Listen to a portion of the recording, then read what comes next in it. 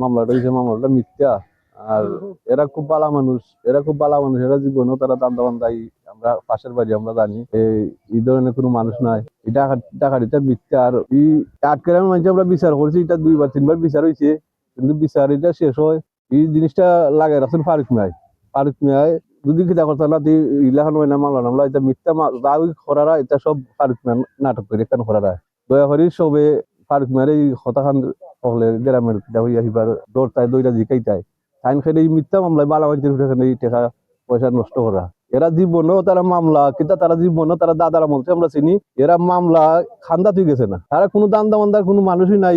এই ফ্যামিলিতে খুব ভালো মানুষ, কিন্তু সবকিছু খালি ফারুক মেগান করারা। সংবাদ সম্মেলনের মূল লক্ষ্য উদ্দেশ্য হইল আবু তাহের সুফিয়ান তারা দুইও ভাইয়ে ঝগড়াঝাটি আছে, সম্পদ লিয়া ঝগড়াঝাটি আছে, কিন্তু ওইদ্য একটা মামলা হয়েছে ডাকাতির মামলা, কিন্তু আজও ডাকাতির মামলা তার উপরে ওই নাই, কিন্তু হে খুব ভালো মানুষ, ডাকাতি নাই। ডাকাতি হয়েছে বললে আমরা গ্রামবাসী কেউ জানে না, কারণ আমরা এই মামলার বিরুদ্ধে আমরা তীব্র নিন্দা জানাই। এটা হিংসামূলক মামলা হয়েছে। এই সংবাদ সম্মেলনের উদ্দেশ্য হইল এরকম মিথ্যা একটা মামলা, যেমন আবু তাহের উপরে মামলা করা হয়েছে ডাকাতি মামলা। এলাকার কোন ঘটনা আমরা এই গ্রাম ঘটছে না, এটা আমরা ছোট বড় সকলেই জানি। এটা হইলে তারে হয়রানিমূলক একটা ঘটনা। এটার লাগে আমরা তীব্র নিন্দা জানাই। গ্রামের মহিমুদ্দান সকলেই আমরা এই বিষয়ে খুব নিন্দা জানাই। সাংবাদিক সম্মেলন মানববন্ধনের উদ্দেশ্য হইল গিয়া দীর্ঘদিন যাবৎ আমরা গ্রামের সামারগাঁও 9 নং ফাইলগাঁও 5 নং ওয়ার্ডের আবু তাহের এবং আবু সুফিয়ান তারা দুই ভাই নামক পেশারেশি চলের।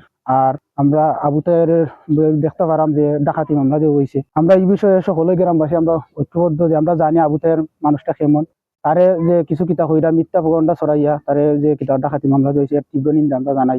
ব্যক্তি অত্যন্ত ভালো একটা লোক, তারা দুই ভাই আবু তাইয়া সুফিয়ান, তারা বাপের সত্য লইয়াল আছে দুই ভাইয়ে। ওটা নিয়ে একটা সমস্যা ডাকাতিতে যেটা করছে এটা ভুল। অত্যন্ত ভালো মানুষ, এই ধরনের কোনো রেকর্ড নাই।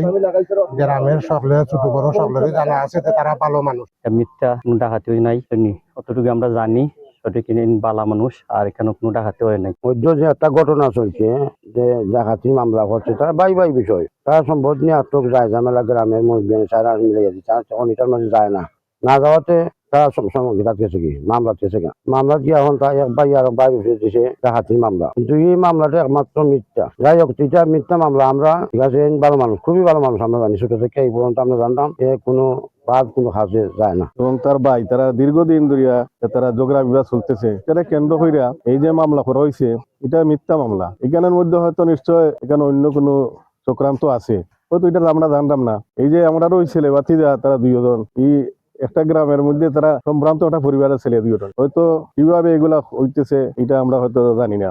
এই যে মিথ্যা মামলা করা হয়েছে, এই মিথ্যা মামলা প্রত্যাহারের জন্য আমরা তীব্র নিন্দা জানাই। বহুত দিন ধরে এই বিষয়টা গাঁও এলাকার 10 মানুষের বইয়া শেষ করছেন।